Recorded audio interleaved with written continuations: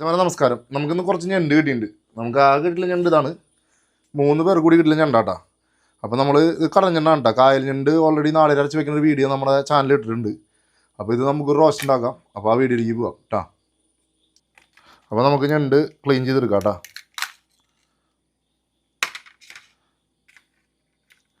നന്നായി വൃത്തിയാക്കി ക്ലീൻ ചെയ്തെടുക്കണം. അതല്ലെങ്കിൽ വയറുവേദനയും കാര്യങ്ങളൊക്കെ എടുക്കാൻ സാധ്യതയുണ്ട്. ചിലവർക്ക് അല്ലെങ്കിൽ ഞണ്ട് പറ്റില്ല, അങ്ങനത്തെ ഒരു പ്രശ്നമുണ്ട്. ഇതൊന്ന് ക്ലീൻ ചെയ്ത് സെറ്റാക്കി എടുക്കാം നമുക്ക്. ഞണ്ട് നന്നാക്കി കഴുകി വൃത്തിയാക്കി വെച്ചിട്ടുണ്ട് കേട്ടോ. അപ്പോൾ നമുക്കിത് സെറ്റാക്കാം. മച്ചന്മാരെ അപ്പോൾ ചട്ടി ചൂടായിട്ടുണ്ട്. അപ്പോൾ നമുക്ക് അതിലേക്ക് കുറച്ച് വെളിച്ചെണ്ണ ഒഴിക്കാം കേട്ടോ. വെളിച്ചെണ്ണ വെളിച്ചെണ്ണ ചൂടാവട്ടെ കേട്ടോ. അപ്പോൾ നമ്മുടെ എണ്ണ ചൂടായിട്ടുണ്ട്. അതിലേക്ക് ആദ്യം സബോള ഇടാം, പിന്നെ കുറച്ച് പച്ചമുളക്, ഇഞ്ചി, വെളുത്തുള്ളി, കറിവേപ്പില കേട്ടോ. ഇതൊക്കെ ഇട്ട് ഒന്ന് വഴറ്റിയെടുക്കാം കേട്ടോ.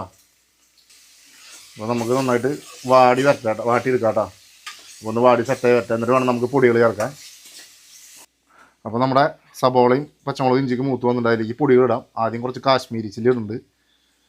അത് കഴിഞ്ഞാൽ കുറച്ച് കുരുമുളക് പൊടി, മഞ്ഞൾപ്പൊടി,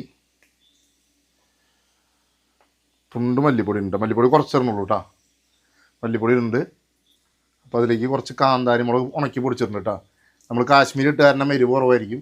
അപ്പോൾ അതുകൊണ്ട് കാന്താരി മുളക് ഉണക്കി പൊടിച്ചത്, കുറച്ച് ഉപ്പ് പൊടിയും കൂടി ഉണ്ട്. എന്നിട്ട് നമുക്കൊന്ന് ഇളക്കി ഒന്ന് മൂപ്പിച്ചെടുക്കാം കേട്ടോ.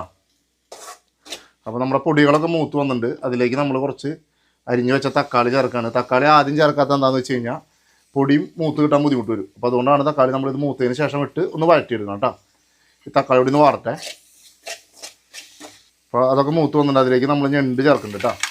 എന്നിട്ട് നമുക്കൊന്ന് ഇളക്കി യോജിപ്പിക്കാം. വെള്ളം ഇപ്പോൾ ഒഴിക്കുന്നില്ല, കാരണം ഞണ്ടിൽ കുറച്ച് വെള്ളമുള്ള കാരണം നമ്മൾ നോക്കിയിട്ട് വെള്ളം ചേർക്കും കേട്ടോ. അപ്പോൾ ഒന്ന് ഇളക്കി സെറ്റാക്കി എടുക്കാം കേട്ടോ. നമ്മളതിലേക്ക് കുറച്ച് വെള്ളം ചേർത്തിട്ട് ഒന്ന് മൂടി വെച്ച് വേവിക്കണ്ട. കുറച്ച് വെള്ളം ചേർക്കണുള്ളൂ, ബാക്കി നമുക്ക് നോക്കിയിട്ട് ചെയ്യാം കേട്ടോ. ഒന്ന് മൂടി വെച്ച് വേവിക്കാം. അപ്പോൾ നമ്മുടെ ഞണ്ട് റോസ്റ്റ് സെറ്റായിട്ടുണ്ട് കേട്ടോ. വെള്ളമൊക്കെ വറ്റി വെന്ത് നല്ല സെറ്റായിട്ട് വന്നിട്ടുണ്ട്. അപ്പോൾ ഇതെന്തൊരു ചെയ്യണമെന്ന് വെച്ച് കഴിഞ്ഞാൽ, എല്ലാം കഴിഞ്ഞ് കഴിയുമ്പോൾ ഇതിൻ്റെ മുകളിൽ കൂടെ കുറച്ച് തീ ഓഫ് ചെയ്തതിന് ശേഷം കുറച്ച് പച്ച വെളിച്ചെണ്ണ മുകളിൽ കൂടെ ഒഴിച്ച് കൊടുക്കുക. കുറച്ച് വെളിച്ചെണ്ണ മുകളിൽ കൂടെ ഒന്ന് തുള്ളി കൊടുക്കുക കേട്ടോ. അപ്പോൾ അതിൻ്റെ ഒരു ഫ്ലേവർ വരുമ്പോൾ നല്ല ടേസ്റ്റ് ആയിരിക്കും.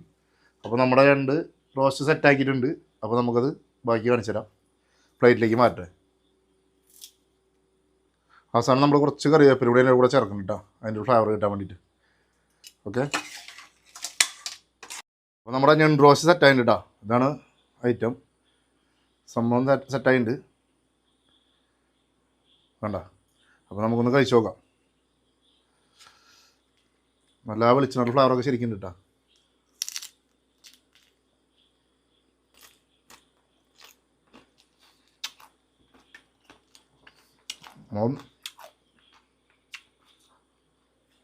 സൂപ്പർ ടേസ്റ്റായിട്ടുണ്ട്.